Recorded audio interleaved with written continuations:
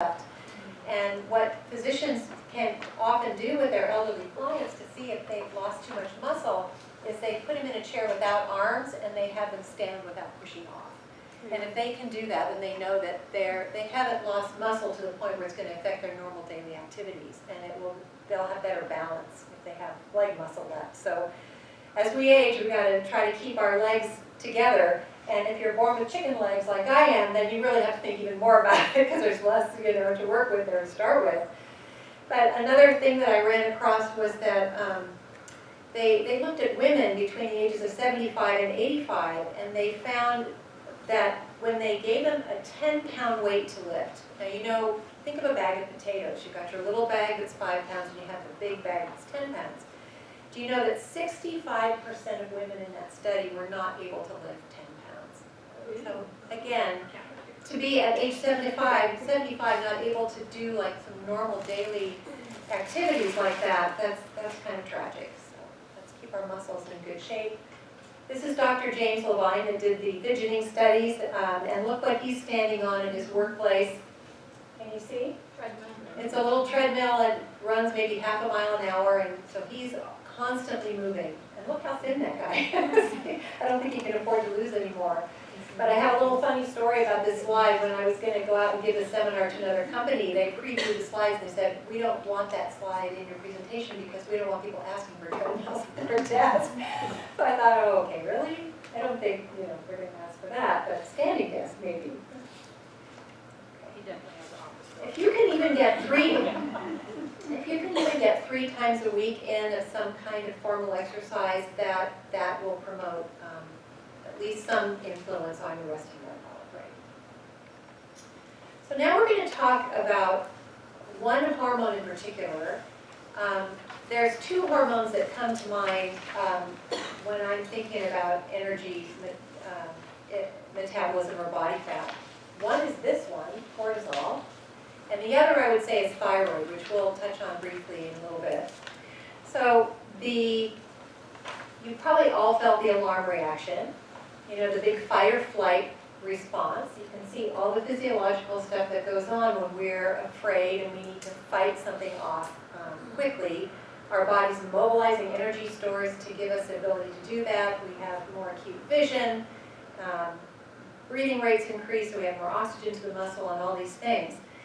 But when we have unrelenting stress, chronic stress, we begin to see physical effects that are very negative in terms of metabolism. So these hormones continue to be released, which continues to mobilize energy stores, and that means we're getting glucose into the blood. My diabetic patients, if they're stressed, they will have higher blood sugars. Even if they're getting a cold, they will have higher blood sugars. We're breaking down muscle, and here is the connection really with resting metabolic rate. If you're always chronically stressed, you will be tending to be mobilizing protein from your muscle to a certain degree. And we're mobilizing fatty acids for energy. So you would think that would be a good thing, but those mobilized fatty acids will get in the way of your insulin working efficiently, and guess where that fat goes, right? The center of the body. So now we have a worse metabolic situation. You can kind of see the high-stressed older individuals, the kind of the pot belly, kind of a wasted look. That's often a long-term stress. Our appetite increases, our blood pressure goes up, and our immunity goes down. So not a pretty picture. We don't want that. So how does this cross over into our life? What would be forms of chronic stress? So here's where you're going to turn to page 8 in your handout. Okay. First one we're going to look at briefly is lack of sleep. I'm sure you've all learned what a healthy length of sleep would be for a night. What is it? 7 to 9 hours. Yeah, probably 7 to 8, at least 7. And so there's a little place for you to kind of note what your typical sleep schedule is. This is something else that's often on the smartphones. I have an Android Samsung, and mine has this health app, and it has you kind of note how much sleep you've gotten the night before. If you struggle with good sleep, then maybe those things in blue highlight there will help you improve that chances of a good night's sleep a bit more. You can think of some of those things. Okay, another form of chronic stress is psychosocial stressors. So these would be things like ongoing mental pressure. You just have a tough job to do, or if you have challenging finances, socioeconomic status. We just went through the whole tax season, you know. Some of us might be shocked about that. Maybe there's chronic relationship stress. Maybe there's a long-term illness that a person is dealing with. It could just be that they found out they have diabetes or cancer. This last one, cognitive dietary restraint. What is that? How would you interpret that? Actively restricting. Actively restricting. So basically dieting. Let's say I put a piece of chocolate cake in front of every one of you and said you were not allowed to touch that cake. And the fork was sitting there and you hadn't had lunch yet. And you know, that would be cognitive dietary restraint. And that actually raises cortisol levels. Dieting is stressful. So we don't ever want to work too hard at it. We want to be gentle with it if we need to turn the tide around. So really my biggest question to the group is, you know, what are you doing to decrease stress? Okay? Any ideas? What do you do to get to your happy place to be able to blow off some of this cortisol stress hormone? Yoga. Sorry? Yoga. Okay, yoga. Yeah. What else? Meditation. Meditation. Anything else? I mean, what if you're sitting at work and you have to attend a stressful meeting, it's coming up, and you have to present something, and it's coming up in 5 or 10 minutes, what can you do? Breathe. Right. Okay, focused breathing, you know, breathe in and then out slowly. That releases some of the stress hormones. Some people Sit in front of the jelly. There you go. There you go. And there's music playing out there, isn't there? Okay, music. Some people do that. Some people will take a nice warm bath. For some people, it's just talking to a friend. I mean, these are all really, sometimes we don't stop to think about how, you know, this is an important part to staying at healthy body weight, believe it or not, get those cortisol levels down. What would not be a good way to deal with stress? Drinking alcohol. Okay. Going to food, right? A lot of times there's emotional eating goes on at night. People are trying to relax, and they always associate having a, you know, something sweet or whatever, and then that over time is trouble. All right, thermic effect of food. Let's launch into that. While we talk about it, I'm going to pass around. This is a sample menu for boosting metabolism, and what I'd like you to do with this is, as we're talking about different things, I mean, don't spend so much time looking at this that your ears turn off what we're talking about. But there are elements in here that are good for metabolism, and they will become more clear as we go along.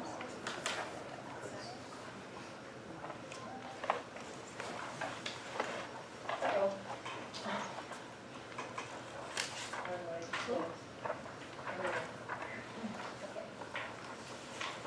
All right, so the thermic effect of food is basically the calories needed for digestion and absorption and storage. So what's interesting about it really is that depending upon the type of food that you eat, a different amount of energy is being burned to deal with that food.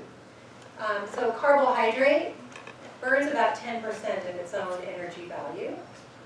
Protein, up to 30%, 20 to 30% of its own calorie value is burned for absorption.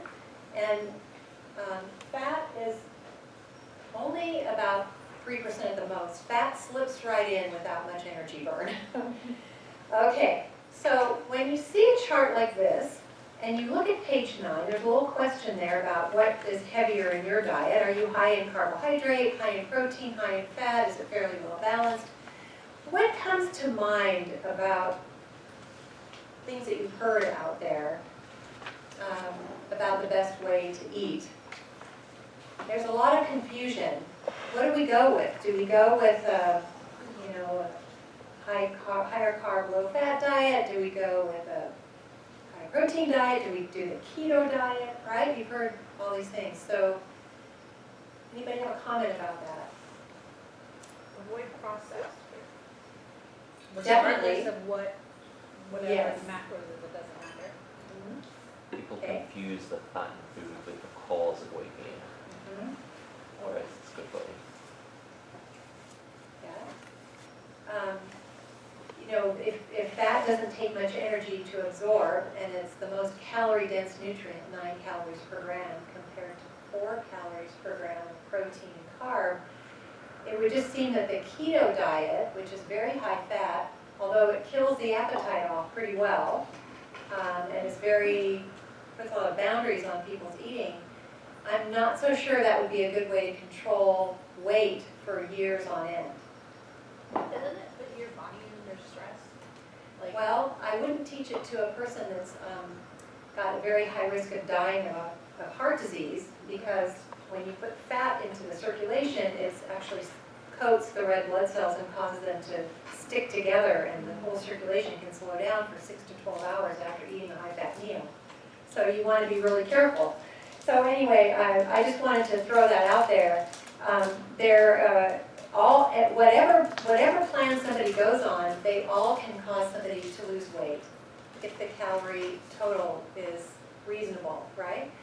So whatever feels best to somebody is fine for the short term, but I think for long term, really, we just need our disease prevention nutrients, which to me is a plant-strong diet. So if you go with a protein-based diet, at least you gotta make sure you're still eating your fruits and vegetables, you know, with that. There's also good fats and bad fats. I mean, That's true, you need a absolutely. significant amount of good fats, you know. So Yes. cut that out. Anti-inflammatory, which we'll see in the next slide, yeah.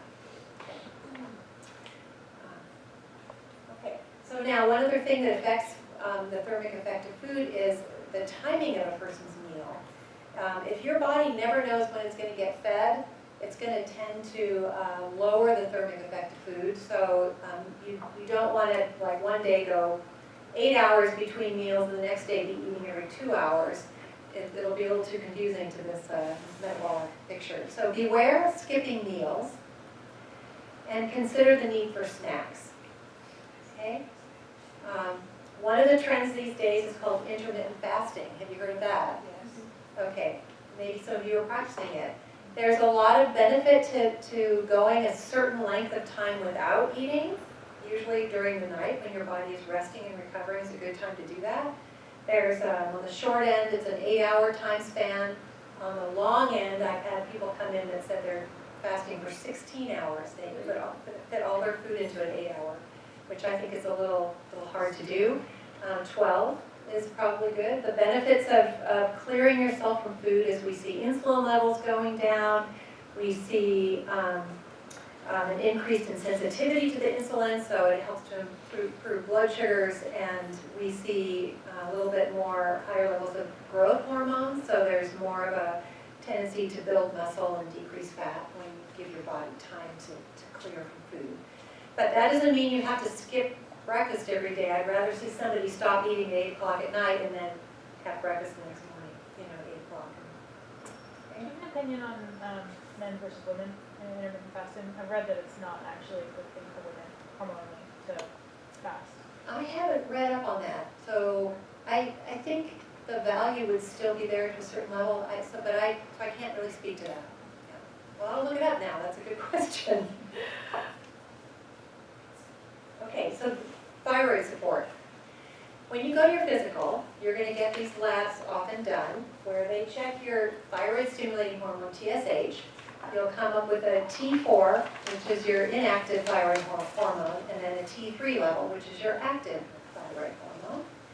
So when the active T3 isn't high enough, it slows your metabolic rate. Symptoms of that are on page 10 in your handout. You can check that out. However, sometimes we can have borderline thyroid levels, which they would call subclinical hypothyroid, and there may be no symptoms of that, but yet it's affecting our energy burn.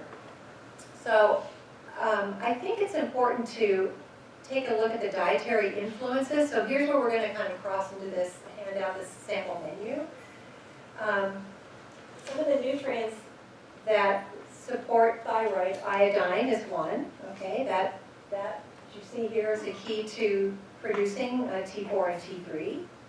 Then we have vitamin A, so that helps with the iodine to be absorbed. And then we have a couple minerals, zinc and selenium.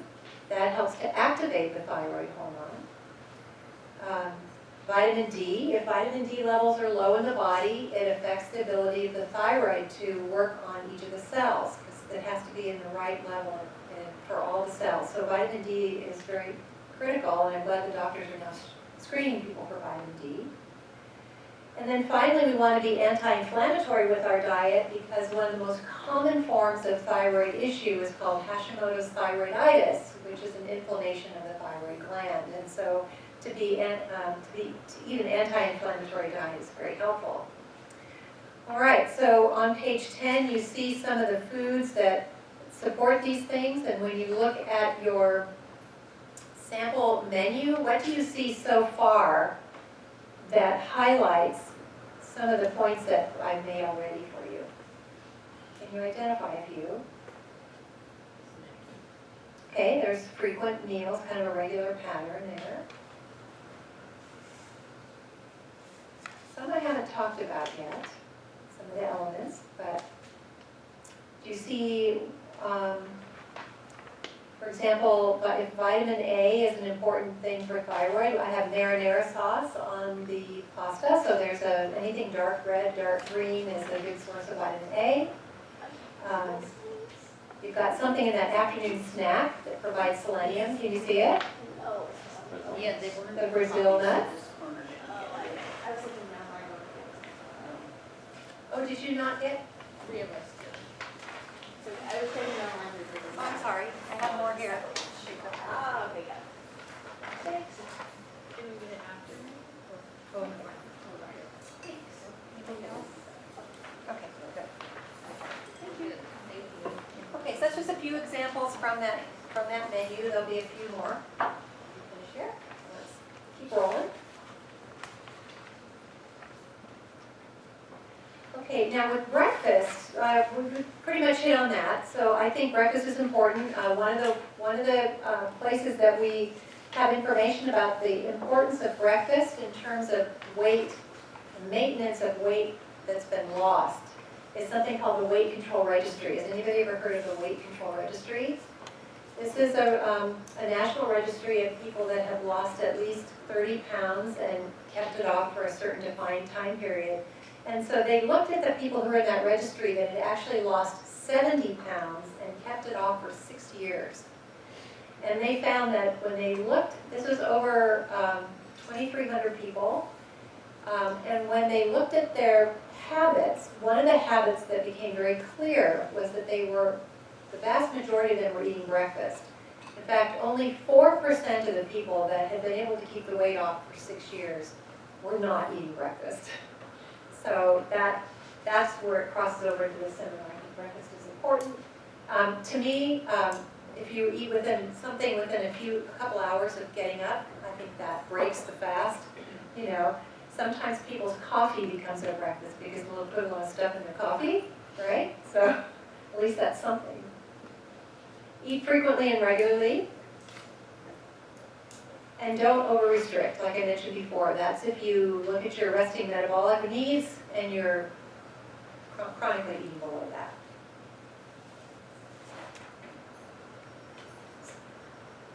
Okay, now water. Water is an interesting thing.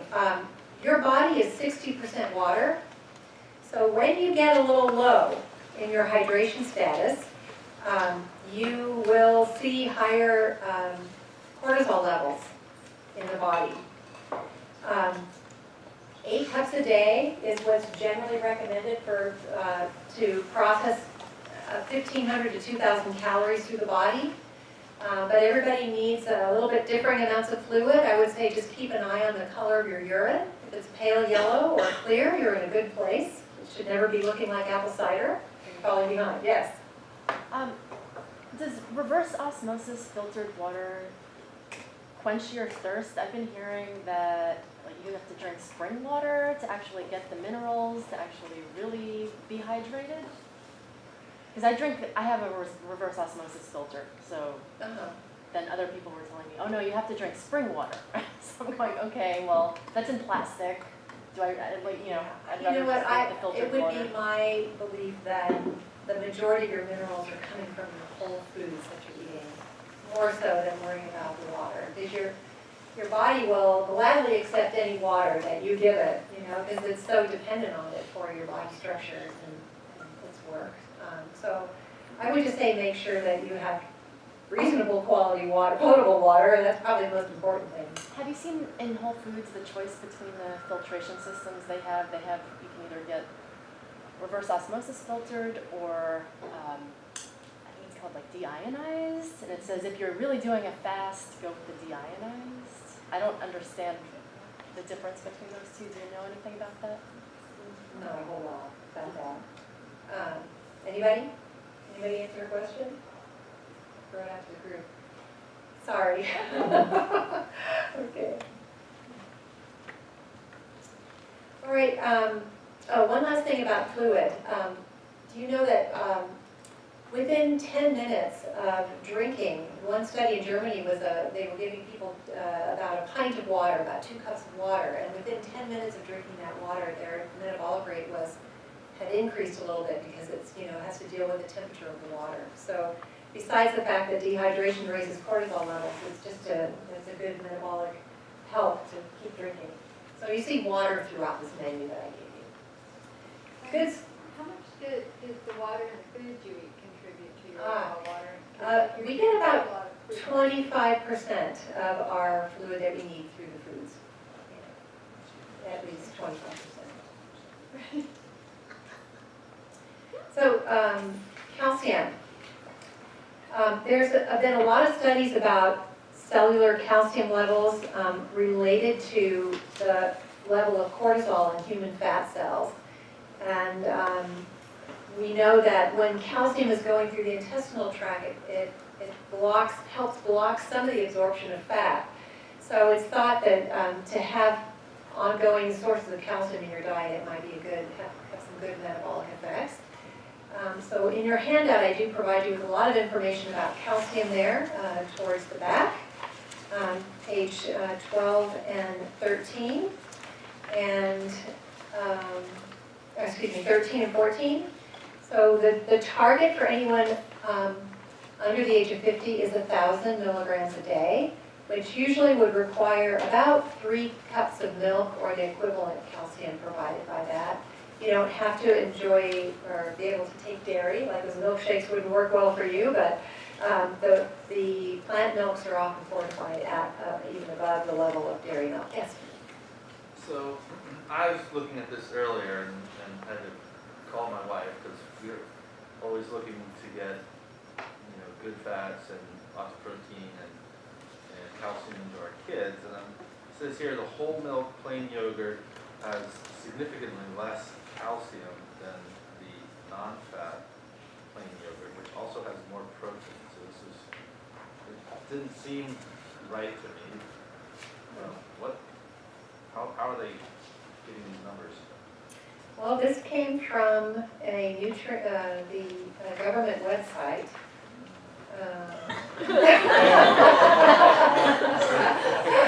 I'll let you finish that sentence. Maybe the yogurt board wanted you to buy more yogurt to get your calcium.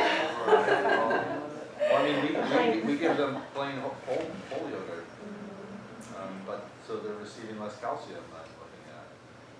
Yeah, I think the probably by percentage of volume, the fat content is maybe taking up some of the space that maybe would have been with milk solids or something.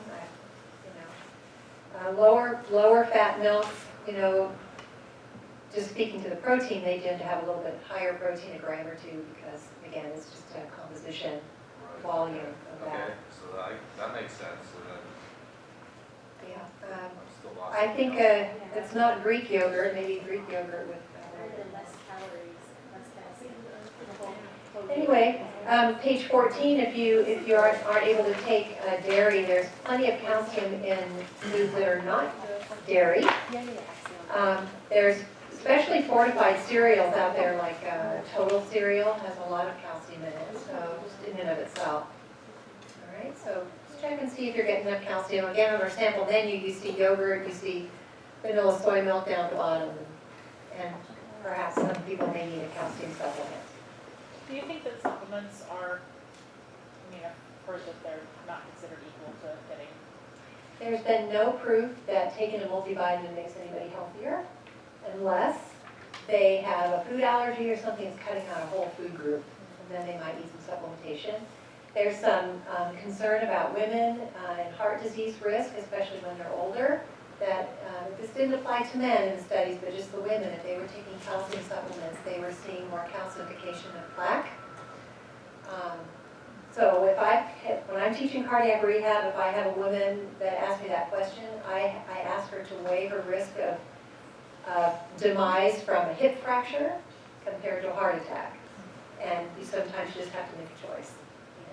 I guess there's like the discussion of what form the supplement, the vitamins and the supplements are in, whether it has absorbed Oh, into yeah. your body.